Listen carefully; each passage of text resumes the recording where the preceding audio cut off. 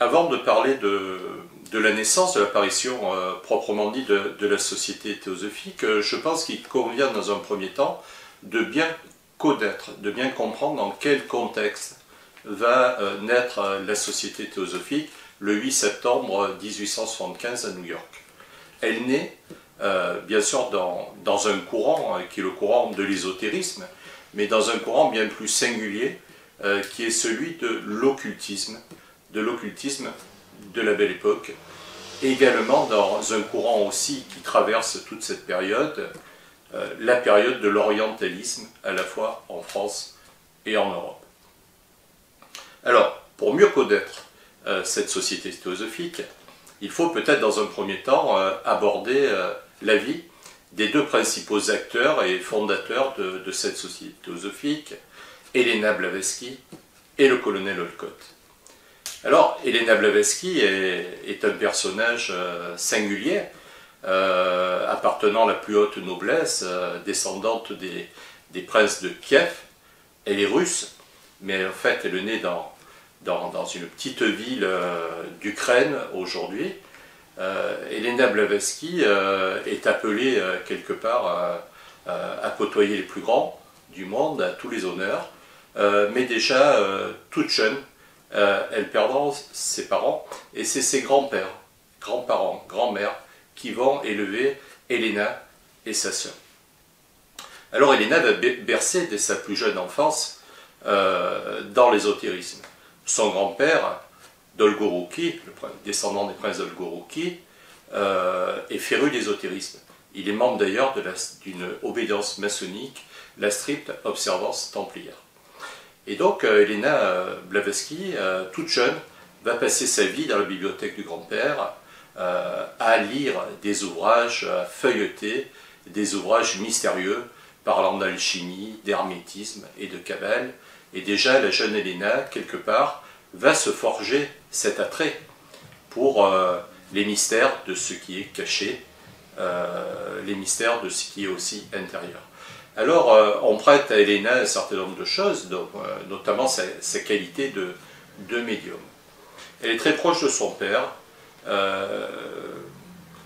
elle visitera nombre de contrées, elle monte à cheval, c'est quelqu'un qui a plusieurs cordes à son arc, on lui apprend la musique, elle est passionnée de musique, elle donnera d'ailleurs aussi des concerts de musique, y compris en Italie et à Paris également. Elle joue très bien du piano, elle fera un récital à Salpiel. C'est quelqu'un qui est un petit peu éclectique. Elle touche à différents domaines, elle dessine très bien. On aura donc, il y a d'autres croquis qu'on a pu voir de sa main, de sa plume, pourrait-on dire, qui se retrouvent aujourd'hui dans les archives de la Société théosophique à Adyar, en Inde, près de Madras. Helena Blavatsky, c'est finalement, alors qu'elle était promue, je veux dire, à une carrière autour des hautes classes, j'allais dire, de Russie, on veut la marier quelque part très jeune, à 16 ans. un personnage, Blavatsky, puisqu'elle gardera le nom d'épouse, un personnage, le général Blavatsky, qui était gouverneur d'une province, gouverneur militaire. Le mariage n'est même pas consommé, Elena Blavatsky va s'enfuir. Donc son père, le père d'Elena, va quelque part envoyer des hommes pour essayer de retrouver Elena. On la retrouve, on la ramène au domicile de son mari, mais là, il y a une deuxième fuite. Elena veut pas. Elena rêve d'aventure, Elena rêve de tout ce qui est mystérieux, et Elena veut parcourir le monde à la recherche des traditions, de traditions connues, mais aussi des traditions perdues. Elena va cette fois s'enfuir, ça va réussir, elle s'embarque sur un petit bateau et elle prend la route de Constantinople.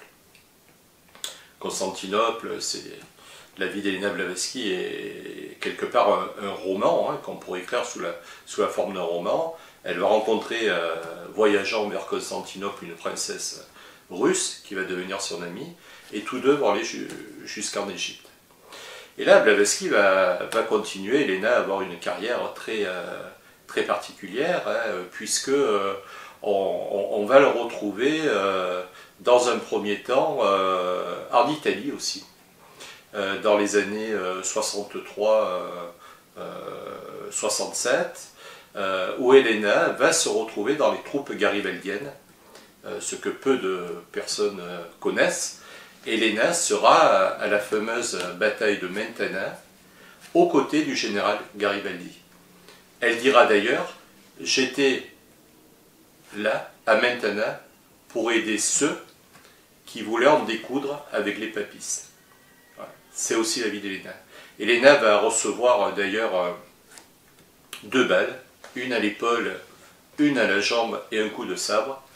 Elle est laissée pour quasiment morte sur le terrain de bataille, et elle ne devra sa vie qu'à l'intervention de la Croix-Rouge. Elena continue donc une vie à la recherche de toutes ces traditions qui la ramènent en Égypte, où là elle essaye de créer une structure, une sorte d'association spirit, qui d'ailleurs ne marchera pas. On est à l'époque du spiritisme, et au début c'est vrai que Elena Blavatsky cherche un petit peu, cherche sa voie, mais elle va continuer à visiter l'Europe, elle va continuer à visiter le pays, la Grèce, elle part même aux États-Unis dans un chariot avec des Mormons à la recherche des derniers peaux rouges d'Amérique. Elle va voir les Indiens de Québec, au Canada, elle va rencontrer les Druzes du Liban. Une vie assez merveilleuse et véritablement une vie d'aventure et d'aventurière.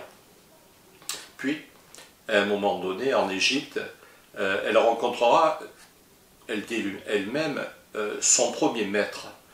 On reviendra plus tard sur cette notion de maître ou de maître de sagesse, qui est quand même un élément fort au niveau de la société théosophique. Ce maître de sagesse va lui demander, elle va aller à un moment donné sur New York, on est en 1873, elle se fixe à New York. Elle commence à écrire des petites piges, c'est-à-dire des petits articles dans les journaux, notamment sur les événements du 19e siècle, les événements marquants, mais notamment tout ce qui a trait quelque part au spiritisme. Elle va à un moment donné se retrouver sur un terrain où il y aurait eu effectivement l'apparition d'entités spirites. Elle doit faire un papier justement pour le journal dont elle est la journaliste, et c'est à cette occasion qu'elle va rencontrer le colonel Olcott, dont je vous parlerai un petit peu plus tard, colonel Olcott, qui lui aussi, à cette époque-là, écrit quelques articles de journaux. Ils se retrouvent donc ensemble sur cet événement-là pour traiter de ce phénomène spirit dans la ferme des Eddy. C'est le nom, effectivement, de l'article qu'il devait et de l'endroit où se trouvait le phénomène spirit. tous les deux vont rapidement comprendre qu'ils étaient faits un petit peu, j'allais dire, de la même souche, hein, quelque part. Tous deux s'intéressent à l'ésotérisme, tous deux s'intéressent aussi à ces phénomènes mystérieux. Ils se retrouvent donc un peu plus tard ensemble, ils décident de louer ensemble un appartement où ils vont commencer à écrire, à réunir des gens autour de l'ésotérisme, autour de l'occultisme, donc à New York, entre 1873 et 1875. Une première conférence est organisée avec George Felt, qui est un franc-maçon bien connu aussi des milieux américains. George Felt fera une première conférence sur les canons de l'architecture égyptienne. Il y a un monde fou à cette conférence, et c'est à l'issue de cette conférence qu'ils décideront tous deux de créer une société. Alors à ce moment-là, 1875, 1775, on ne sait pas trop quel nom on va donner à cette société. Donc il y a plusieurs noms qui interviennent, société d'égyptologie, société rosicrucienne, etc. Et il y a un des membres qui était là, qui deviendra donc plus tard le bibliothécaire de la société, Charles Sauteran, qui est aussi un maçon d'un grade élevé, 94e du rite de Memphis. Charles Sauteran proposera le nom de Société théosophique. C'est lui d'ailleurs qui est à l'initiative du nom de la société.